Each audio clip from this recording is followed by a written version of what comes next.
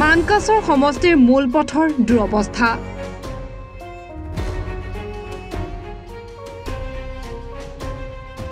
মেৰামতি কৰিবলৈ সময় নাই লোক নিৰ্মাণ বিভাগৰ।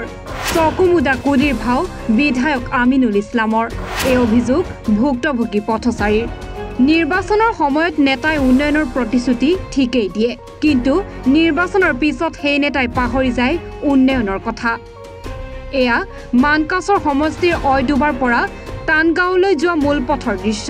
বাৰিষাৰ দিন অহাৰ পূৰ্বে অহা যোৱা কৰিব নোৱাৰা অৱস্থা হৈছে মূল পথটোত। প্ৰতিটো নিৰ্বাচনত ৰাইজক দিয়া প্ৰতিশ্ৰুতি নিৰ্বাচনৰ পিছত পাহৰি যায় জনপ্ৰতিনিধিয়ে। ৰাইজৰ অভিযোগ অনুসৰি দীৰ্ঘদিনৰ পৰাই এই পথটোৰ জৰাজীৰ্ণ অৱস্থা হৈ আছে। মেৰামতি কৰিবলৈ সময় নাই মানকাছৰ লোক নিৰ্মাণ বিভাগৰ লগতে মানকাছৰ সমষ্টিৰ বিধায়ক আমিনুল ইছলামৰ।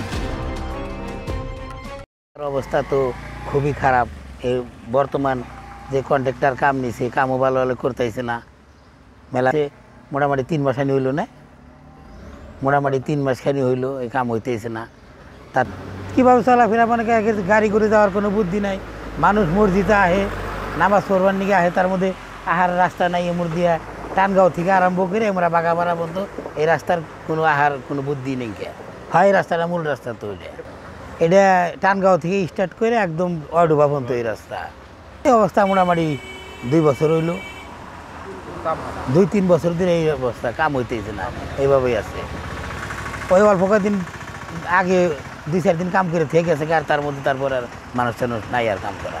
খুবই অসুবিধা হয়েছে, গাড়ি ঘোড়া চলাফেরার মতো কোনো বুদ্ধি নেই। এটা একদম সবসময় রোডে চলাফেরা করে রাস্তায় এইটা, এই রাস্তায় চলাফেরা করে।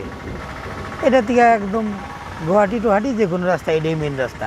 মেঘালয় যাওয়া যায়, গুয়াহাটি আসামের যে কোনো জায়গায় যাওয়া যায়, মেঘালয়ের যে কোনো জায়গায় যাওয়া যায়। সরকারের কাছে এই আঙ্গ আবেদন রাস্তাটা ভালো বানানো নাকি। এত আমাকে এমএলএ সাহেব যদি হয়তো রাস্তাটার মধ্যে একটুকা চোখ করতো, তাহলে আমাকে রাস্তাটা ভালো ভালো চলতো, এইটুকাই আর কি।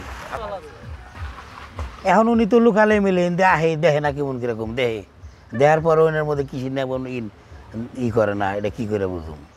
জেলা পরিষদ সভায় যেটা আগে মেরিনা খান আসাল, উনি তো গেলই গেছে। বর্তমানে এখন যে হয়েছে, এখন কাম তো ওরাতে এখন তুই কিছুই নেয়, কোনো ব্যাপারই নেয়। ও সেরকম মানে আমাকে এই কামটা করে নেওয়া নাকি, ভালো করে কামটা ফটাফট করে নাকি। আমাকে পাবলিকের খুব অসুবিধা হয়ে গেছে গা, যাতায়াত গাড়ি ঘোড়ার সব অসুবিধা হয়ে গেছে গা। ঘর কমার কাছে তো টানগার পরা ওর রয়ডোবা লোকে মানকাছর গুয়াহাটি লোকে এই রাস্তাতে চলে হয়, এইখানে রাস্তাতে চলাচল করে। তো 2-3 বছরের পরা অসুবিধা আছে হয়, সেইটো নহয়। আহি সিহঁতে দেখি যায়, কিন্তু একো কাম কৰা নাই ইয়াতে। হয় যে এই ৰাস্তাটো সোনকালে ঠিক কৰি দিব লাগে, কিন্তু সিহঁতে পাব্লিকৰ কোনো কথা সেইটো নহনে, সেই ঘূৰি যায় গুচি যায়, কিন্তু একো কাম নকৰে। কাম কৰা নাই। টানগাঁৱৰ ওচৰতে অলপ কাম কৰিছে, কৰাৰ পিছত ভাগি গৈছে। ইয়াত বহুত জনসাধাৰণেও কৈছে সেইটো কামটো এতিয়াই কৰিব লাগে, কিন্তু এতিয়ালৈকে কৰা নাইকিয়া। সিহঁতে জনসাধাৰণৰ কোনো কথাত কাম নিদিয়ে। হয়, এইটো বৰষুণৰ পানীতে ইমান পানী হৈছে। হয়, সেইটো বৰষুণ আহিলেই পানী হয় ইয়াতে। অৱস্থা 2-3 মাহৰ পৰা এনেকুৱা অৱস্থা হৈছে। হয়, বৰষুণৰ পানীৰ গোটেই বছৰ এনেই মানুহ কি কৰিব, ৰাস্তা বেয়া এনেই চলাচল কৰে, কি কৰিব। প্ৰশাসনেও কাণ নাক নাহাৰে, সেইকাৰণে কি কৰিব, মানুহেতো যাবই লাগিব। দিনত 2-3 হাজাৰ মান গাড়ী চলাচল কৰে ইয়াতে। হয়, সেইটো মূল পথ। সাউথশালমাৰা মানকাছৰ যিটো ডিষ্ট্ৰিক্ট আছে, এই ৰোডটোৱে হ'লে মূল। এইখন ৰোডেৰেই সকলো গাড়ী ঘোড়া মানুহ সকলো ইয়াতে চলাফৰা কৰে, কিন্তু নাই, গুৰুত্ব নাই। Bureau report, any Bharat 24।